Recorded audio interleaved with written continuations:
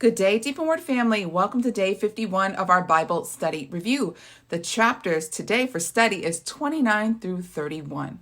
Yesterday, we saw that the old generation, the rebellious generation that would not believe the good report, all of them have died off. And now there's this new generation that's being prepared to walk into the promised land. So we see that some of these laws are being repeated again. So chapter 29 is a continuation of letting them know of the offerings that they must offer during the appointed times. Yesterday, we stopped at the Feast of Shavuot. Most people know it as the Feast of Weeks or Pentecost. 29 finishes out the rest of the biblical feast, the Feast of Trumpets, the Day of Atonement, and the Feast of Tabernacles with all of their offerings. Chapter 30 is about the laws of vows. Moses goes to the heads, the leaders of each tribe, and he lets them know to pass on this information, that if a man makes a vow to Yahuwah, he is bound to that vow. This is not a light matter. This is something that is recorded in the heavenly courtroom. We are called to be holy, just as the Heavenly Father is holy. Our Heavenly Father is not separate from His Word. His Word is attached to Him. We are to build up the same type of character. If we speak a thing, we need to complete it. Have you ever heard the expression, "My word is my bond"? That's what these vows are talking about. Then we go down and it talks about when a woman makes an oath. If she makes an oath in her father's house and her father hears of it and doesn't do anything, then she must complete that vow or that oath. But if she, being in her father's house, makes a vow and her father hears it, he can nullify that vow that she makes because the father is the covering over his daughter. A woman under her father's house, he is her covering until she gets married. Then her husband becomes her covering. From the very beginning, it is said, when a man and a woman comes together, they leave their mother in their father's house and they become one flesh. That is the order. The man has the authority over the woman. So it covers again in detail that if a woman makes a vow to Yahuwah and her husband hears of it and he doesn't agree with the vow, he can nullify that vow because he has authority over her. It goes on to say that Yahuwah will forgive the wife because Yahuwah gives authority to the man. He is the covering. But if a woman is widowed or divorced, the vow that she makes with her mouth to Yahuwah, she must complete. If she doesn't have a covering and she makes a vow, that vow is recorded in the heavenlies. She is held to that oath.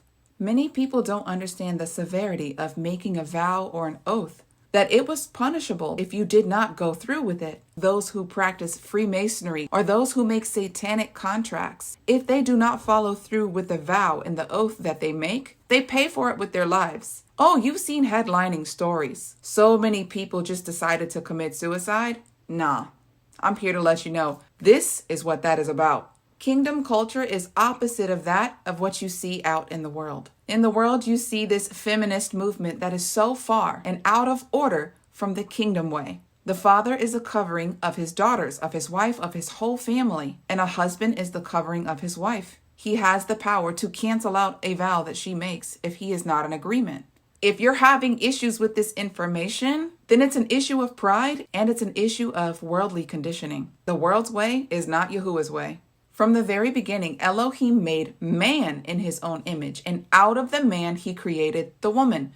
The woman's full realized purpose was to help him. Now, if you are a widow or a single parent, then yes, you are the lead of your household. Any vow that you make, you will be held accountable for that. But if you have a husband and you make a vow and he doesn't agree with it, you must submit. That's God's way. I want to recommend a video from 119 Ministries that goes into detail about this. I think it will help you out a great deal. Now, you may have questions regarding these things, but please hold off those questions until you watch the video from 119 Ministries. As we walk into chapter 31, we see that Yahuwah commands Moses to tell the children of Israel to take vengeance on the Midianites for leading them astray. The instruction is to take 1,000 men from each tribe, so 12,000 men in total to go to war against the Midianites. And so they do. Verse 7, they waged war with the Midianites as Yahuwah commanded Moses, and they killed every male. They killed the kings of Midian. They also killed Balaam. Yeah, the sorcerer. It says that the children of Israel brought back the women and their children and all of the livestock and much plunder. Moses was wroth with them. He said, "You're bringing the women who caused Israel to go and sacrifice upon the altar of Baal." Moses had very harsh instructions. He said, even with the children, all of the males must die.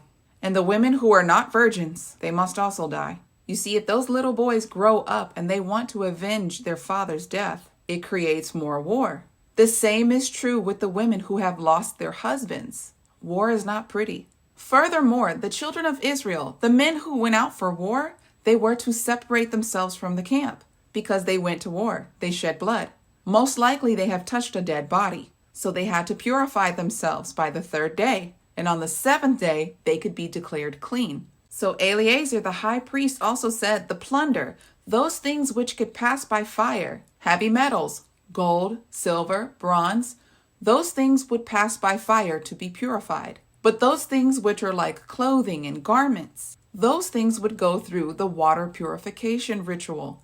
After that, then they can divide the spoils. We must keep in mind that the spoils from the Midianites, those things are tainted. They offered up sacrifices to demons, y'all. So everything that was in that camp must be purified. Deep in Word family, that is all that I have for you today. Until tomorrow, Yah bless.